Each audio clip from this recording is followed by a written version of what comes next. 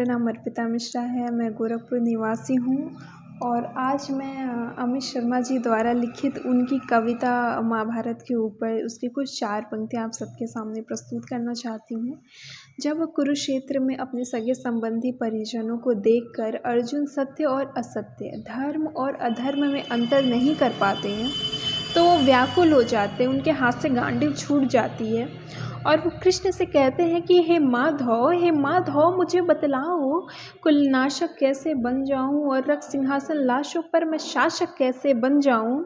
ये मान और सम्मान बताओ, जीवन के अपमान बताओ, जीवन मृत्यु क्या है माधव। रण में जीवन दान बताओ और काम क्रोध की बात कही तो मुझको उत्तम काम बताओ। और खुद को ईश्वर कहते हो तो जल्दी अपना नाम बताओ। और इतना सुनते ही माधव का धीरज पूरा डोल गया और 3 लोक का स्वामी फिर बेहद गुस्से में बोल गया। सारे सृष्टि के भगवान बेहद गुस्से में लाल दिखे और देवलोक के देव डरे, सबको माधव में काल दिखे। अरे कान खोल कर सुनो पार्थ, मैं ही त्रेता का राम हूँ। कृष्ण कहते हैं अरे कान खोल कर सुनो पार्थ, मैं ही त्रेता का राम हूँ। और कृष्ण मुझे सब कहते हैं मैं द्वापर का घनश्याम हूँ और रूप कभी नारी का धर कर मैं ही केश बदलता हूँ और धर्म बचाने के खातिर मैं अनगिन वेश बदलता हूँ। विष्णु जी का दशम रूप मैं परशुराम मत वाला हूँ और नाग कालिया के फन पे मैं मर्दन करने वाला हूँ। बाकासुर और महिषासुर को मैंने जिंदा गाड़ दिया, रे नरसिंह बनकर धर्म की खातिर हिरण्य कश्यप फाड़ दिया। और रथ तनिक भी नहीं चलता, बस मैं आगे बढ़ता हूँ और गांडीव हाथ में तेरे है, पर रणभूमि में मैं लड़ता हूँ।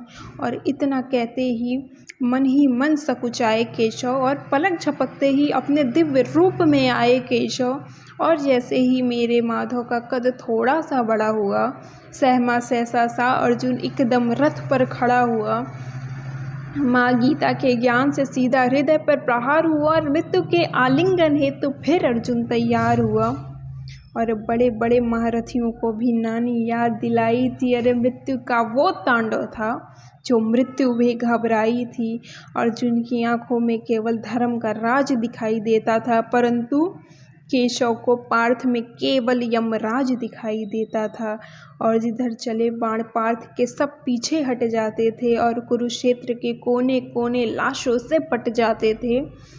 और अधर्म समूचा नष्ट किया कसम पार्थ ने निभाई थी और इंद्रप्रस्थ के राजभवन पर धर्म भुजा लहराई थी। परंतु सारी दुनिया ये जानती थी कि ये बस मेरे केशव की माया थी। धन्यवाद।